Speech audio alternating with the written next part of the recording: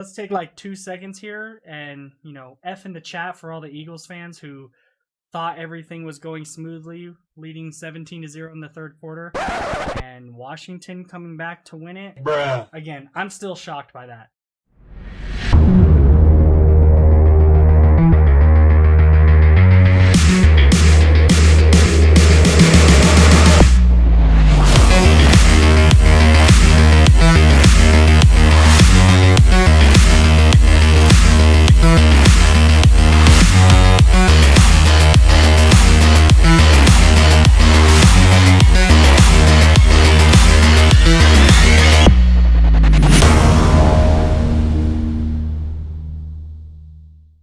Hey, what's up, guys, and welcome to the second episode of NFL Sports Talk.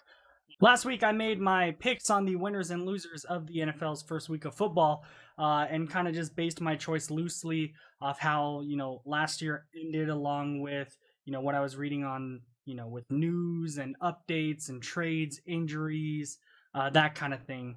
And, of course, always my opinion on the team.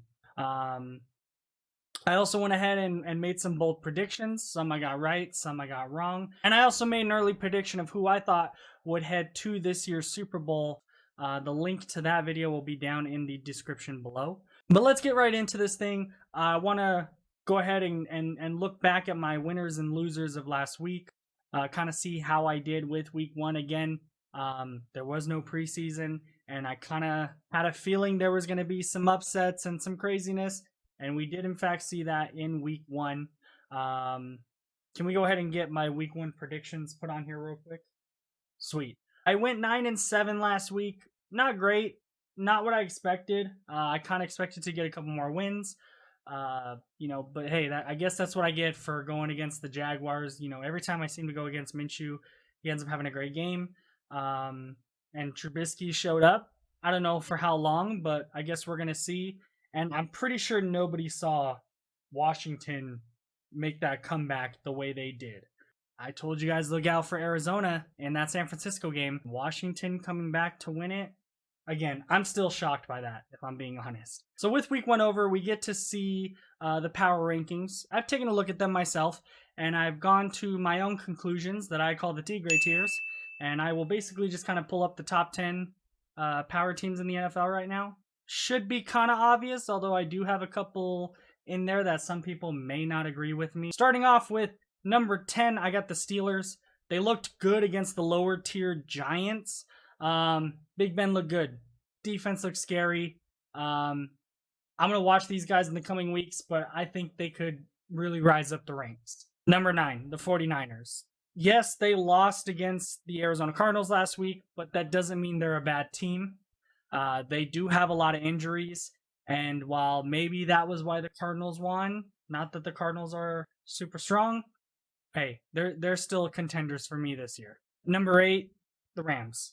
They got rid of Gurley, and Brown really stepped up. You don't hear much about him because everyone's talking about, Goff is this overpaid quarterback, and Aaron Donald. It's just unfair.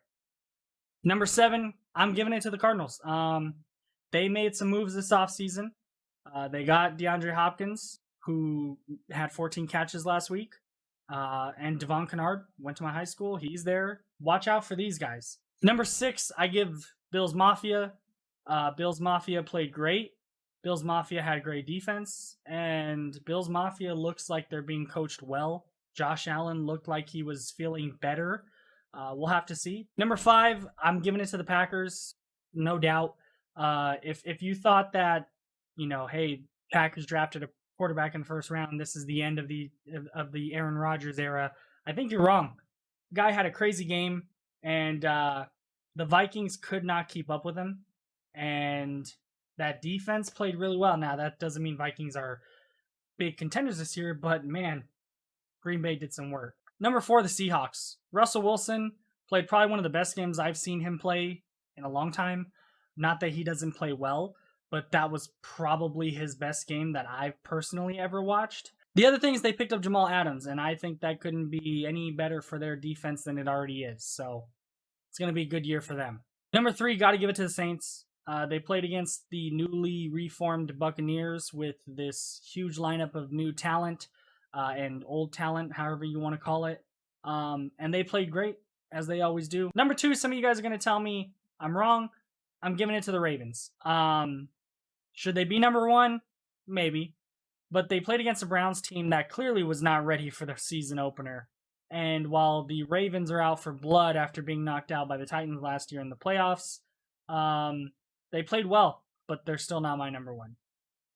Number 1, if you didn't already know, for me, it's the Chiefs. Look, again, you could argue it's supposed to be the Ravens. You could argue it should be the Saints or the Seahawks, but these guys were Super Bowl champs. They came out there week 1. Not only did Patrick Mahomes do that with his arm, they did it with rookie running back Clyde Edwards-Helaire, who ran for the league rushing 135 yards last week.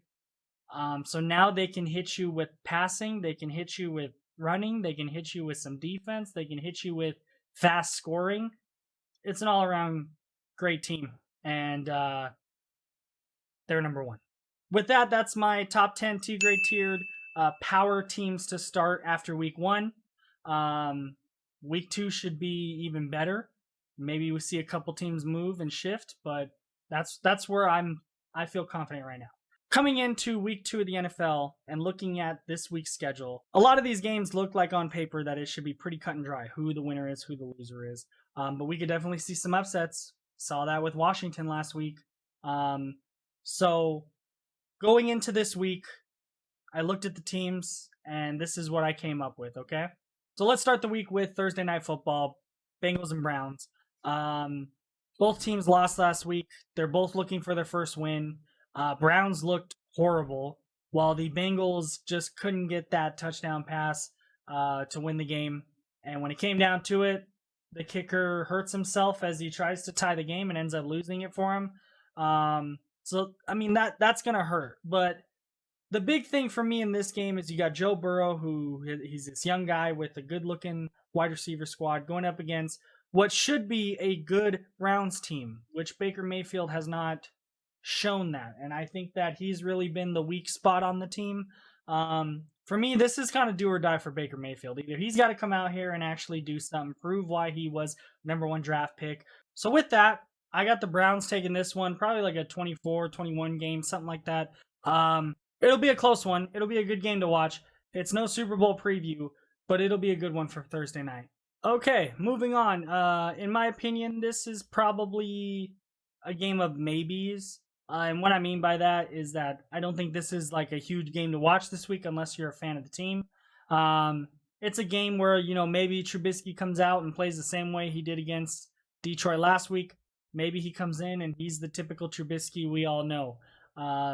Maybe this isn't the year of running for Saquon for the Giants. Maybe this is the year of Danny Jones, Golden Tate, and Darius Slay. The pass game for the Giants. And not really relying so much on Saquon. I'm not sure. But to me, kind of keep your eyes open to see how these teams kind of come out and play. But it's not one that I'm going to be paying, full, wholehearted attention to. I think the Bears pull this one off. I don't think this is going to be a crazy big game, but maybe the Giants just aren't ready yet and still don't know if they're going to be a passing team, rushing team, or maybe a bit of both. So I'm going to give the edge to the Bears. It's not a big edge, but it's a slight edge. All right, now look, this is not a knock on the winless, injured Eagles that I'm pretty sure all Eagles fans have been hearing about all last week. Aaron Donald was a stud last week, and if the Eagles are not careful, they might eat Wentz alive. I mean, I feel bad for the Eagles because there's always some type of injury or problem with the team, albeit they did win the Super Bowl against the Patriots, which is good. But, I mean, I think he'll go throw a couple touchdowns, but Aaron Donald and that pressure is really going to be up against him. On the other hand, Jared Goff and Malcolm Brown, they both did well against the Cowboys last week, but the Eagles defense is better at the rush game than it is the pass game, and so Malcolm Brown may not do as well as he did last week. I think the safe bet for this week is to go with the Rams. I'm going to lean in with them on this game. Again, not a knock to the Eagles. I think they're a good team. But I think with the injuries, Aaron Donald putting up that pressure, I think it's going to be a passing game. think there's going to be that much rushing, and I think the Rams have the edge. Okay, so the Panthers and the Bucks. We know that the Raiders won last week, even though, Christian McCaffrey did some running. We know the Bucks lost last week to the Saints. On paper, the answer's pretty clear, and I don't think I really need to go into too much on this, but the Bucks just have a lot more weapons in general than the Panthers do. Tom Brady's probably upset about last week's loss, and I think the Bucks are a stronger team overall as a whole. I think this one's a gimmick, really. I think the Bucks come out here and kind of really enforce that, hey, we are the team we said we are, and they get the win. All right, moving on to the Falcons and the Cowboys, and I just want to check in and ask, y'all still them boys? I'm just kidding. But last week, typical fashion, Cowboys come in, play a good game, lose by potentially one play, the Jalen Ramsey call, and I'll give you that. It wasn't really the best call, and that sucks. And on the other side of the field, your opponent, the Falcons, same thing. Played a good game, big numbers, so it's tough. Matt Ryan's a great quarterback. He just, for some reason, they can't win. Julio Jones, easily top 3 wide receiver. It's tough. It's really tough when I think about it because, Cowboys are at home. If that's even an advantage this year, I know with some teams doing no fans, some teams doing with minimal fans. It can go either way. I think it's a big number game. I think it's going to be a lot of passing. I think it's going to be on both sides. And I also think there's going to be the running aspect, right? So you got Julio Jones and Matt Ryan, Todd Gurley going up against Ezekiel Elliott, Dak Prescott, and Amari Cooper. I think I got to give the slight edge to the Cowboys. I hate to say it. Sorry, Falcons. But I think the Cowboys, are a little upset about last week. Again, so are the Falcons, but I just kind of got to give the edge to the Cowboys. Okay, and next up, the 49ers are heading to New York to take on the Jets. I'm not going to take a lot of time with this one as there really isn't much to talk about. The Jets are not a contending team this year. They just keep getting a little bit better, but it's just not enough. Yes, the 49ers did lose last week.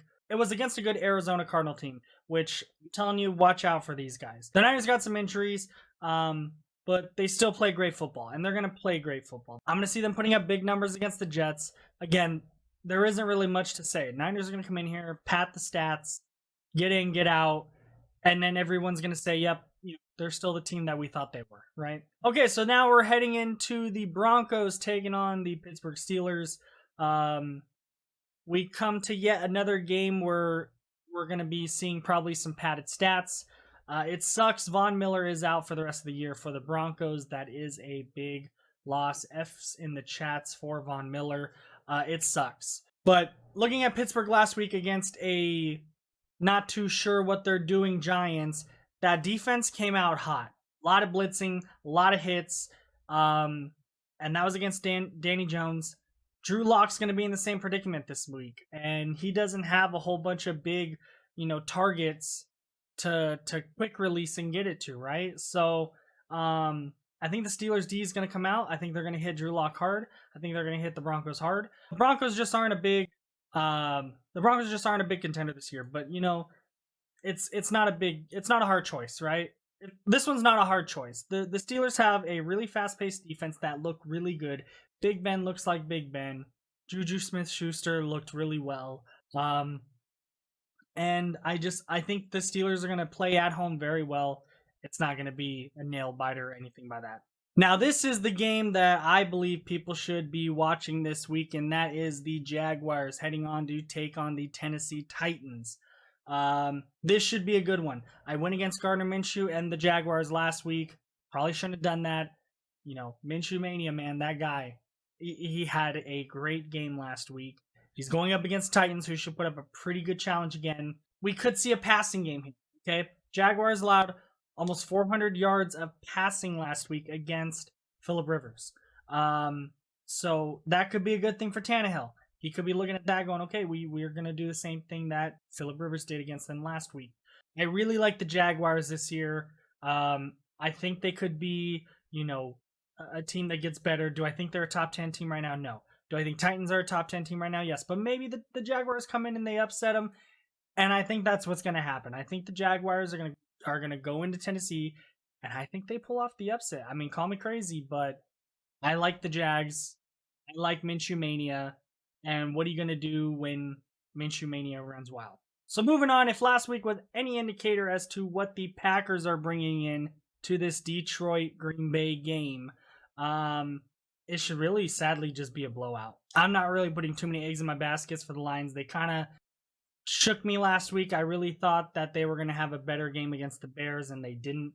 Did they look great? No. Did they look terrible? No. Could they do better? Yes. Is the addition of Adrian Peterson helpful? Yes. But Rodgers looked amazing last week, and that Green Bay defense, they looked almost as scary, if not scarier, than the Pittsburgh Steelers defense. And so I don't see how the Lions are going to do well against this team. Call me crazy. It's an easy pick on this one. It really is. Next game we're heading into is the Bills taking on the Miami Dolphins. Not much to discuss here. Bills Mafia looks solid, especially with the new addition, Stephon Diggs, right? Defense last week, they played the Jets. They looked about as good as you can ask for. They held the Jets to 50 yards rushing and just barely over 200 yards passing. Pretty good. They do still look like the contending team from last year, but I think they look better than last year. And that's a good thing. That's a really good thing. The coaching, the Josh Allen thing, it all looks like it's meshing together. But the same couldn't be said for the Dolphins, all right? They played against the Cam Newton-led Patriots, kind of hung in there. You know, I watched the game personally, and it looked like, you know, maybe Miami could pull the upset. That's what I wanted to happen, was for that Fitzmagic to come in and blow it out of the park. They didn't. Now, they didn't allow Cam Newton to throw for a touchdown. They did allow him to rush for 2 touchdowns. Even though the Dolphins didn't really do much, they didn't go crazy, they didn't look horrible, the defense actually played really well against the Patriots. I just got to go with Bills Mafia. And I love calling them Bills Mafia. These guys jumping off ladders into tables. They're a crazy fan base. I love the fan base. And I love the team. They look very well. But I just don't see the Dolphins defense being able to hold the entire game. And just like with the Patriots, they're going to fall short. The Vikings are heading to Indy in the hopes to make up from the loss from last week. Phillip Rivers kind of looks to maybe not throw an interception this game. I mean, come on, dude. How many interceptions a game do you going to throw? Phillip Rivers, it's the same thing every time. The guy's great. He's energetic. He loves the game. But the dude throws like 30-plus attempts throughout the game. I don't know, 400 yards a game. But then he's got like 6 interceptions and 3 touchdowns. I don't get how that's productive. But hey, Phillip Rivers, I'm not to knock the guy. He's a great guy. He'll probably go in the Hall of Fame. I don't know if throwing 363 yards or more like he did last week and 2, 3, 5 interceptions is going to be enough, right? The Vikings did allow a lot of passing yards. That's a good thing for them. But it was against the Packers, who looked really well. They looked great. It's a tough one. It's a hard one. Indy's at home. They want to make up for last week.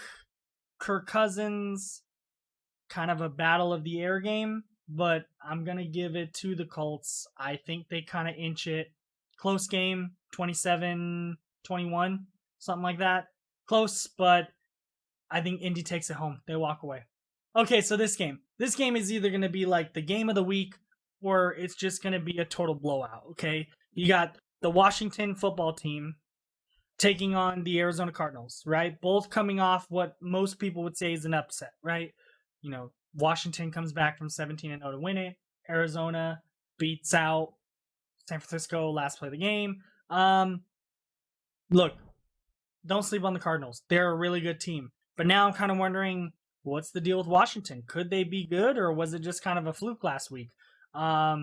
I'm not sure. Cardinals allowed 100 yards rushing last week, so maybe Washington looks at that and says, maybe we try to go with the run game here, see if that works for us. Washington's defense, on the other hand, played like monsters, right? They only allowed 57 yards rushing. So Cardinals allow 100, they allow 57. Kenyon Drake may not, have a big day, but hey, Kyler Murray, he's got Larry Fitzgerald, he's got DeAndre Hopkins, who he was not afraid to use last week. So these guys coming out here, I could sit here and say I think it's going to be an easy one. Cardinals take it very easy, but we could be shocked. But the Cardinals put out over 400 yards of offense against the 49ers, and that's the 49ers, not the Eagles, not the Washington football team. So I'm going to stick with my gut. Cardinals go 2-0. All right, and then next up, we got the Ravens taking on the Texans. If this was week 1, you're going to think, man, this is going to be a crazy game. You got the Texans, you got the Ravens. Last year, both went in the playoffs, both played strong, both looked really good and fell short. This should be a game of all games, but this isn't week 1, it's week 2. And the Ravens did that in week 1 against Cleveland.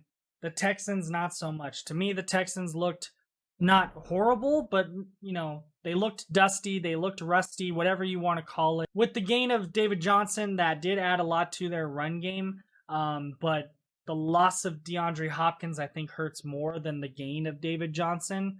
The Ravens allowed over 100 yards rushing, so that could be a good thing for the Texans. Get the run going with David Johnson, get some scrambling from Deshaun Watson, and kind of play that game of maybe some RPOs, kind of like the Ravens are more than likely going to do. You may be saying to yourself, this looks like it could be an easy pick. I kind of feel like it is. I don't think the Texans are still football ready yet. I believe the Ravens are football ready yet. The Browns, they did not play well last week. Houston did not play well last week. I think the Texans need a couple more games to get in sync, and then they'll become the Texans we saw in the playoffs last year. But I think the Ravens kind of run wild, and they have another big game. Lamar's going to have another big game. So the second to last Sunday football game is the Kansas City Chiefs taking on the Los Angeles Chargers in their new stadium. Oh, is it already the Chiefs? Sorry, you couldn't guess that one. Look, the Chargers are hosting their first home game. They played the Bengals last week. They only beat the Bengals because of a offensive push-off in the end zone from A.J. Green for a game-winning touchdown. And then when it was time for the field goal to send them to overtime, the kicker hurts himself and misses it. That's some pretty luckiness for the Chargers, if you ask me. They ran for 155 yards. That's great. They're going to need it. But as far as, do I think they stand a chance to beat Kansas City? Look, maybe I'm biased. I know I'm biased, but come on. The Kansas City Chiefs have more offensive playmakers, more defensive playmakers, and I just think that Patrick Mahomes picks these guys apart really easily.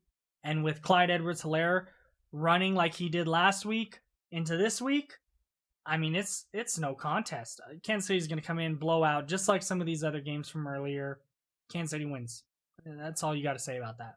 And with that, we head to the final 2 games of the week, starting with Sunday Night Football. The New England Patriots taking on the Seattle Seahawks, which, in my opinion, is probably the game of the week. Now, I know I said Washington and Cardinals would be a game to watch, could be the game of the week, but this one is solidified as the game of the week. We are going to get to see the newly led Cam Newton Patriots, go up against what was a, more than ready Seahawks team last week, right?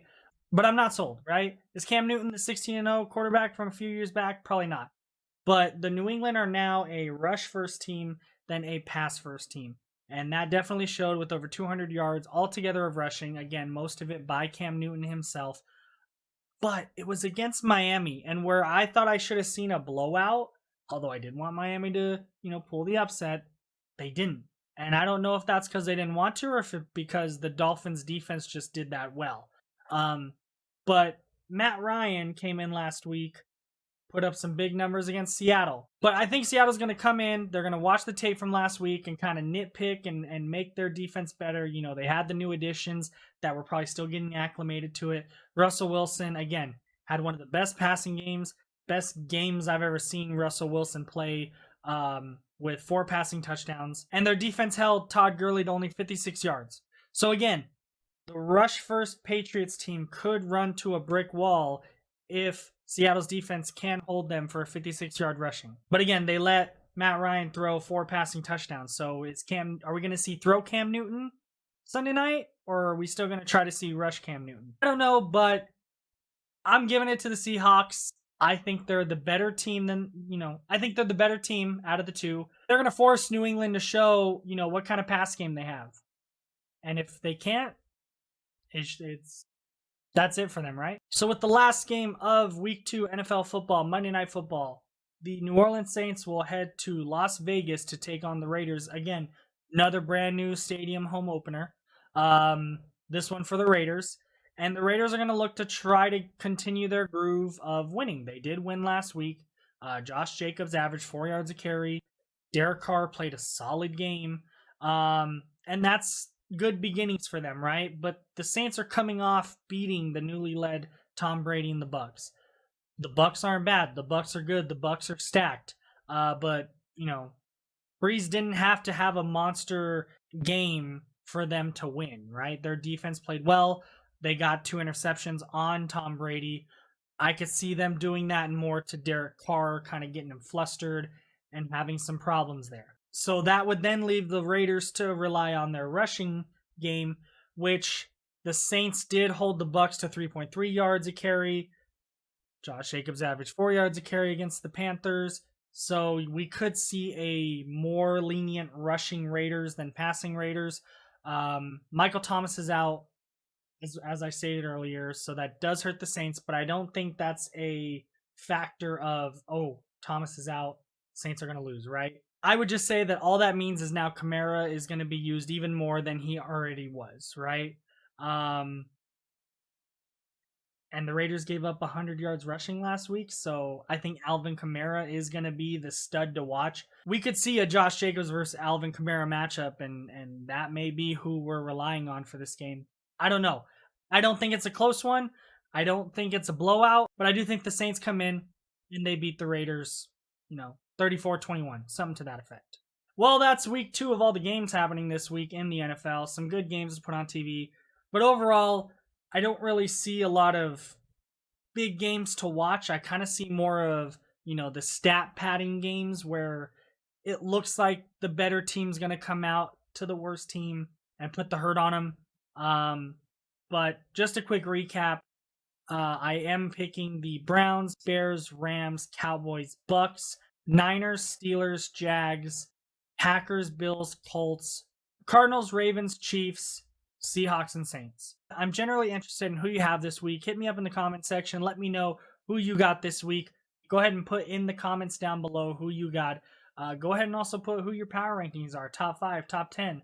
Let me see if yours differ from mine. Maybe we agree on who wins this week. Maybe we don't. But that's football, right? And that's what I love about football. I hope you guys enjoyed the content I put out this week and last week. If you did, please go ahead and hit that like and subscribe button. I would really appreciate it. Maybe next week I don't go into too many winners and losers and go into the other content of the week. Maybe produce a couple small videos about individual teams and whatnot. So feel free to leave me some comments and let me know what you guys think. Maybe some other video topic ideas you want to see me discuss. I'm always down to do that. And I'm also always on other social media platforms. Link to those will be in the description down below. And I do sometimes stream on the weekends on Twitch. It's not always, but sometimes I do. It is Madden 21 MUT season. I have my MUT team that I've been working on. I'm working on some videos for that as well. So stay tuned for that. And the Twitch link will be down in the description below as well. The NFL season just started. Got a lot of content. Got a lot of videos. Got a lot to talk about. So don't worry. I got a lot of stuff coming throughout the year. All right? So with that, I'll see you guys on the next one.